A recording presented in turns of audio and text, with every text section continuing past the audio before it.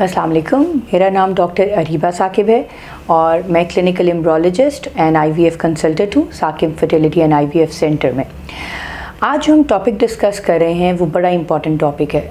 उसका जो उन्वान है वो है कि अपनी नेचुरली कैसे प्रेग्नेंट होने के क्या तरीके हैं और कैसे हम इसको इम्प्रूव कर सकते हैं, क्योंकि बहुत से ऐसे जोड़े हैं जो चाहते हैं कि अल्लाह मियाँ करम कर दें और ख़ुद से ही कर दें रादर देन कि उनको दवाइयों की तरफ जाना पड़े या कोई ऐसे तरीके हों। सारे वो जो जोड़े हैं जो हामला होना चाह रहे हैं उनके लिए सबसे पहले तो ये कि रेगुलर इंटरकोर्स बहुत ज़रूरी है। कुछ जोड़े होते हैं वो महीने में एक दफ़ा इंटरकोर्स कर रहे होते हैं, तो ये बहुत नहीं है प्रेग्नेंट होने के लिए। साइंस प्रूव करती है कि जितना ज़्यादा इंटरकोर्स की फ्रीक्वेंसी ज़्यादा होगी उतने चांसेस प्रेगनेंसी के ज़्यादा होंगे, ख़ास तौर पे उन दिनों में जब खातून का एग तैयार होता है। और ये कौन से दिन होते हैं? ये अमूमन हम गाइड करते हैं कि 12वें दिन से 20वें दिन के दरमियान, जो पीरियड्स के 12वें दिन से 20वें दिन के दरमियान वाले दिन हैं वो सबसे ज़्यादा अहम होते हैं प्रेगनेंसी के हवाले से। सो हर वो जोड़ा जो प्रेग्नेंट होना चाह रहा है उनको इन दिनों में मैक्सिमम इंटरकोर्स करना चाहिए। रोज़ कर सकें रोज़ कर लें, एक दिन छोड़ के कर सकें एक दिन छोड़ के कर लें, लेकिन इससे कम की गुंजाइश तो बिल्कुल ही नहीं है। बहुत हद है जिनके कोई मसले मसाइल हैं, हफ्ते में 2 दफ़ा की गुंजाइश होती है कि वो कर ले, लेकिन फिर भी मैं इसको एम्फसाइज़ कर रही हूँ कि जितना इंटरकोर्स उन दिनों में होगा उतने चांसेस प्रेगनेंसी के ज़्यादा हैं। दूसरी बात ये कि जैसे मैंने बताया कि अमूमन 12वें दिन से 20वें दिन के दरमियान अंडा रिलीज़ होता है। पता कैसे चलता है कि अंडा रिलीज़ होने वाला है? बहुत से ऐसे जिस्म जो है वो क्लू दे देता है ख़ातून को, जिससे पता चल जाता है कि एग तैयार होकर रिलीज़ होने लगा है। वो क्या है? एक तरीका ये होता है कि हम खातून को कहते हैं कि आप तकरीबन अपने पीरियड्स के 5वें दिन से ऑनवर्ड्स एक ही टाइम पे अपना टेम्परेचर नोट करना शुरू कर लें। जिस दिन आपका टेम्परेचर तकरीबन 1-1.5 डिग्री ऊपर जाएगा, इसका मतलब है कि आपका एग रिलीज़ हो रहा है। उसको हमारी ज़ुबान में ओव्यूलेशन कहते हैं। सो इसका मतलब है आपकी ओव्यूलेशन हो रही है, आपके वो डेज स्टार्ट हो गए जिनको हम फर्टाइल डेज़ कहते हैं। ठीक है। दूसरा एक क्लू होता है कि जो खातून की नेचुरल सिक्रीशंस होती हैं वो ज़्यादा हो जाती हैं। तीसरा ये कि ख़ातून का ओवरऑल मूड बेहतर हो जाता है। तो ये 3-4 क्लूज़ हैं जो बॉडी आपको देती है। आप इनके ऊपर अमल कर सकते हैं और अपने डेज़ को यूटिलाइज़ कर सकते हैं। दूसरा ये हेल्दी लाइफस्टाइल बहुत ज़रूरी है प्रेगनेंसी के लिए।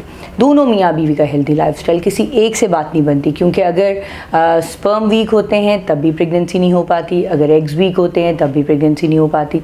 तो इसलिए मियाँ बीवी दोनों का हेल्दी लाइफस्टाइल बहुत ज़रूरी है। और इसके अंदर खाने पीने, वर्जिश की एहतियात के अलावा एक और बहुत ज़रूरी चीज़ है, वो ये है कि टाइम पे सोना है और टाइम पे उठना है।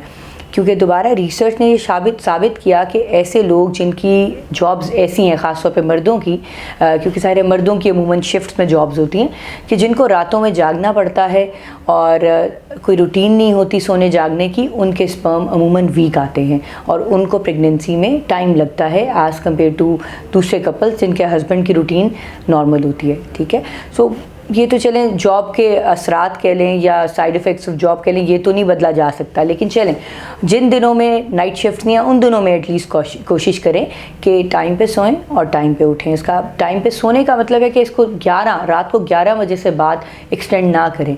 शहरों में अब अमूमन कल्चर ये बन गए और ख़ास तौर पे यंग बच्चों से ये कल्चर स्टार्ट हो जाता है टीनेज में ही, कि बच्चे बच्चियाँ लेट सो रहे हैं, 12-1 बजा रहे हैं और मोबाइल्स और लैपटॉप्स के ऊपर लगे हुए हैं, और यही इनका लाइफस्टाइल कंटिन्यू करता है इनकी एडल्ट लाइफ में भी। सो इस चीज़ को हमें जो है ना डिस्करेज करने की ज़रूरत है। अपने बच्चियों को समझाने की ज़रूरत है कि बचपन से ही अगर हेल्दी लाइफस्टाइल अपनाएंगे वो आगे जाके लाइफ में उनको हेल्प आउट करेगा इंशाल्लाह। सो ये कुछ क्लूज़ हैं जिसका हमने ख्याल करना है। और बाकी हेल्थ वाइज जो हम बात कर रहे थे, खाने पीने में हेल्दी खाइए, फल, सब्ज़ियाँ, मटन, चिकन, फ़िश सब अच्छा है। साइंस में कोई गर्म ठंडे का कॉन्सेप्ट नहीं है। हमारे यहाँ एक बड़ा कॉमन कॉन्सेप्ट है कि वो ख़वातीन जो प्रेग्नेंट होना चाह रही होती हैं, घर वाले खुद ही उनको आदि चीज़ों से मना कर देते हैं कि नहीं जी ये तो आपने खानी नहीं है, ये प्रेगनेंसी में बुरी होती हैं। बिल्कुल ऐसा नहीं है। जब हम ऐसा करते हैं तो हम उनको वाइटामिन्स और उन न्यूट्रिएंट्स से जो है वो उनको रोक रहे हैं जो प्रेगनेंसी के लिए ज़रूरी हैं। अंडा रोज़ का खाना है, दूध रोज़ का पीना है, अगर आजकल सर्दियाँ जैसे तो मछली बिल्कुल हफ्ते में एक आध दफ़ा ले सकती हैं। और बहुत सारी सब्जियां भी मैंने सुना है कि ख़वातीन को मना कर दी जाती हैं, तो ये कतई नहीं करना। जब हम ये कर देते हैं तो पीछे बचता ही क्या है। और प्रेगनेंसी के लिए ये विटामिन्स, ये न्यूट्रिएंट्स बहुत अहम हैं। तो आज से ये ख्याल करना है कि सारी वो ख़वातीन जो प्रेग्नेंट होना चाह रही हैं सब कुछ लें अपनी डाइट में, और हमारी ज़ुबान में से कहते हैं बैलेंस डाइट। एक बैलेंस डाइट लें। बैलेंस डाइट का मतलब है सब कुछ उसके अंदर हो, थोड़ा थोड़ा मिकदार में सारा कुछ होना चाहिए। Thank you so much. मेरा उम्मीद है कि आप इससे आपको कुछ इन्फॉर्मेशन अच्छी मिली होगी। Thank you so much.